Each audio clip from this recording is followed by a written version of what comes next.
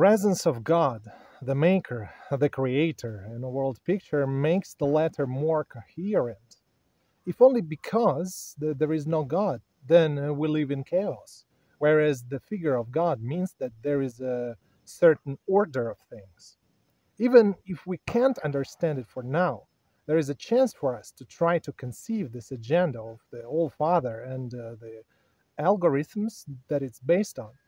Presence of God in a world picture has something to do with both a life of a person and humanity existence in general. Humanity needs God to make sure there is somebody to challenge. We're born for it. Someone very smart once said, "Man is a bridge between ape and God." This thought makes perfect sense and clears up a lot of possible confusion in this topic. What on earth are we able to say about God, considering the fact that this entity is intrinsically inconceivable for us in the first place? Maybe only that the God is an all knowing and almighty entity. In other words, the Maker knows how the system works and is aware of its current condition. And in addition, he's able to control the system. The whole path of humanity lies towards the same direction. The very essence of this path is striving towards perceiving the regulating laws of this world as deep as possible, as well as attempts to manipulate them.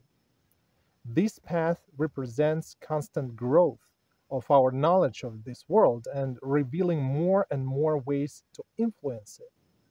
Science and technologies, business and management, education, social projects, these are all elements of the aforementioned path. We're born to continually evolve and develop, which is natural for any life. Development of cogitative creatures, which we are, means broadening knowledge base and continual amplification scopes of the projects that we can use as tools to change this world. People are not fond of changing and doing something. Therefore, the majority prefers so-called magic pills. Listen, pal, you should only meditate 30 minutes a day and here's your happiness. Better yet, if you could add yoga to it, you would be even better off. Look at Elon Musk. He is actively trying to change the world, so he is on everyone's lips. In contrast, take a hermit sitting all day long and meditating in a cave, or a monk who is smashing his forehead against the floor praying around the clock. What use are these in the first place? What do they change in this world? This is quite a question, isn't it? We are born to influence this world.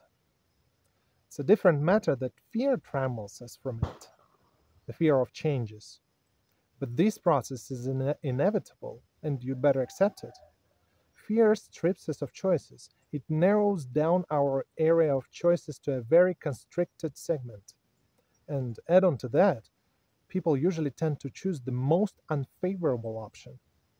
You can't avoid being an element of God's agenda, but you are able to choose which role to play, a passive one and be a victim that constantly has to deal with problems that are not his by nature, or an active one and be a man who tries to blaze his own trail in this manifold of possibilities. Changes are inevitable. Everyone is an element of God's agenda, and it's only up to you in what capacity to be there. Whether to be an active element, having accepted the idea of a development path, or a passive element, waiting for something to happen. The second option is the way of victim, which is better to avoid after all.